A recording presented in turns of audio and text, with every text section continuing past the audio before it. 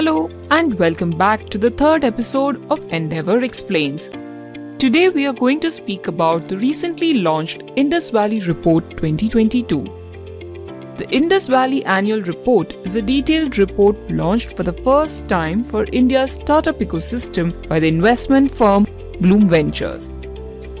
Inspired from the vibrant Indus Valley Civilization, Blume has named India's startup ecosystem the Indus Valley. The report takes stock of the rise and evolution of the startup ecosystem, reviews 2021 and finally looks at what to expect in the future.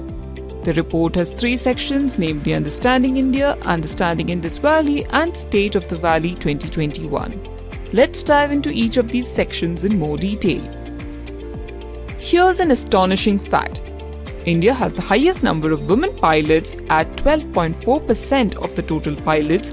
That is 1 in every 8 pilots is a woman, but simultaneously also one of the lowest female labour participation rate. India also has the third highest representation on GitHub, world's largest and most advanced development platform, yet just 55% of engineers are employable. The UPI merchant payments accounted for 43% of the POS digital payments in FY21, overtaking credit and debit cards in FY20. In India, you are thus likely to find a world-class state-of-art payment system married with the traditional format of commerce, even that of a street vendor. And while a frictionless payment system exists, yet half of all the e-commerce purchases are cash on delivery. While we all think of India as a billion-large population, much of the heavy lifting on consumption is by a slim class of consumers, about 10 to 12% of population, though still sizable at approximately 100 million. And while we were hoping for this consuming class to expand steadily, COVID has led to the poor taking a massive hit from the economic disruptions. Indian consumer stack can be divided into three. India 1, where consumer is fluent in English, is digitally savvy, embodies Western values and chooses convenience over cost. India 2 prefers the vernacular languages as they are not comfortable with English, digitally less fluent but aspiring for a better life and socially mobile. And India 3 is the less educated, primarily engaged in formal and manual labor. They are excited by the access to content and connectivity. Post-COVID, India 1 has further pulled away from India 2 and 3. While we are still calibrating these numbers, we expect the broad trends to hold. Further, Jio's entry into telephony through a 4G data-first network in 2017 expanded internet access in India dramatically, and it emerged through an intense price war that saw the cost of data dropping by 97% from 2014, most of which is the mobile internet. The sharp drop from 2016 to 17 is thanks to the intense price war unleashed by Jio. The market shrank from 12 to 4 players. And all of that cheap data means that Indians are gorging on the content and video calling. However, just over a tenth of Indians have shopped online, ever compared to USA's 60% or China's 50%. Over the last many years, English fluency, success in exams, and achieving exit to a country abroad has been the three axes of advancement in India. The rapid formalization in the country can also be thanked to the post-COVID positive side effects like rapid implementation of Aadhaar, GST, and demonetization, backed by the pace picked up by UPI. India's startup sector evolved through distinct phases of tech adoption and customer evolution. From the late 90s to noughties, the IT sector was India's growth engine. The IT or the BPM sector has created 4.5 million direct jobs and 12 million indirect jobs and employs nearly 30% of India's white-collar sector. However, today it is the Indus Valley that is emerging as the new engine of wealth and job creation. The number of startups registered annually is a steady line upward, though the actual percentage that get funded has stayed the same. The startup culture is emerging into the mainstream now, with series like the Shark Tank making into the dinner table conversations. Rise in new internet users, signs of monetization, visibility of exits, all helping fuel the rise of Indian startup ecosystem and thus making India the fourth largest country by size of venture funding. EdTech, Enterprise SaaS, Retail Tech, Health Tech, and FinTech are the most popular sectors to startups, wherein half of Indus Valley startups belong to them. Let's talk about a few of these. The size of e-commerce e-tailing sector has grown 2x in the last 2 years, spurred by COVID-19 tailwinds. Much of the development in the e-commerce sector has been on the back of systematic improvements in delivery, cost, and coverage by Indian e-logistic companies. However, even after this highly expanded reach, India's top 5 million users power 60% of the online sales in India.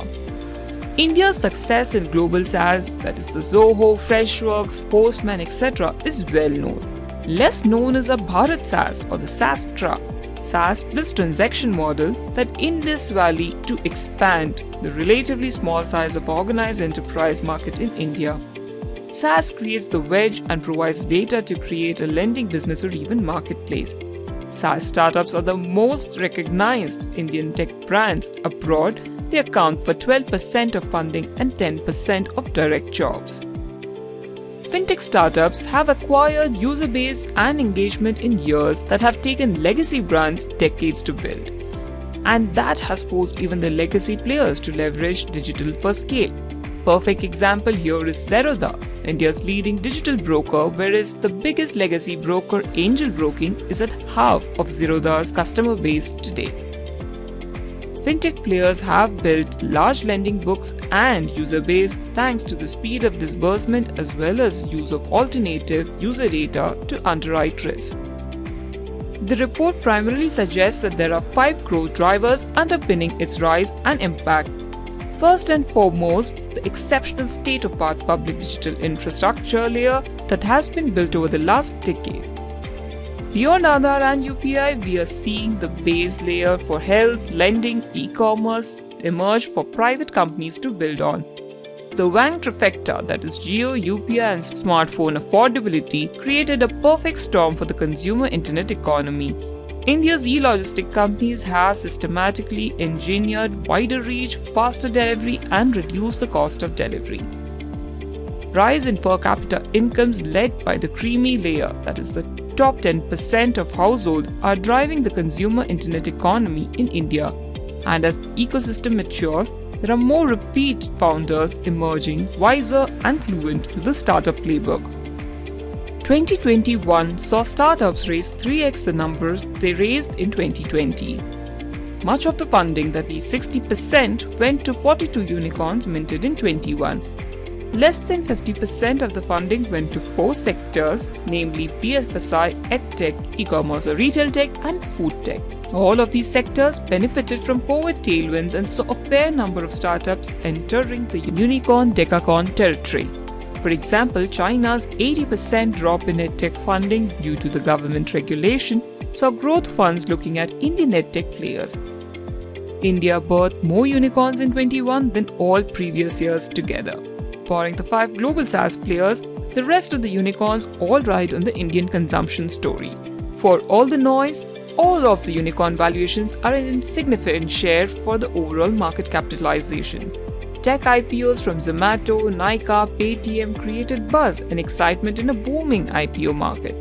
2021 saw emergence of these tech IPOs backed by SEBI's relaxed rules, allowing loss-making companies to list.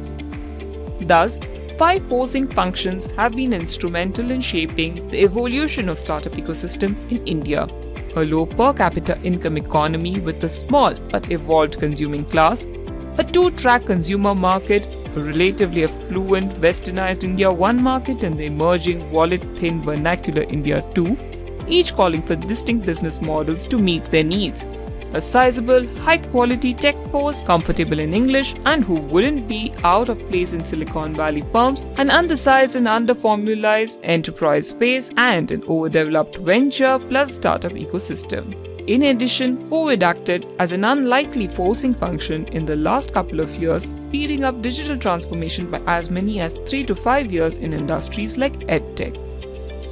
The report ends talking about upcoming trends and behaviors shaping and fueling startups, from Kuku FM in audio to Stage, a regional dialect OTT video brand. There is a greater willingness to pay for content. Gaming is another area where we have seen a big shift in willingness to pay. The time spent versus ad spend chart shows that print enjoys a disproportionate ad share. India's number 3 and number 4 digital ad platforms aren't media brands. Amazon, Flipkart emerge as the fastest growing digital ad platforms. All classifieds transform to become marketplaces, or marketplaces expand to become full-stack businesses. The need for higher margins drive them to own the entire transaction end-to-end. Mixed signals from India's government plus favorable Dubai tax crypto regime push Indian founders to Dubai. Meanwhile, Indian retail and financial investors can't tire of crypto. Indian startups reacting to Zepto have realigned the existing models to fit Q-commerce. And last, the report suggests some impossible opportunities driving startups till 2030, including EVs, space tech, kitchenless homes, wellness, and the Dubai model to retain talent. What an interesting report. We would surely look forward to this every year. Stay tuned to our channel for more such insightful updates.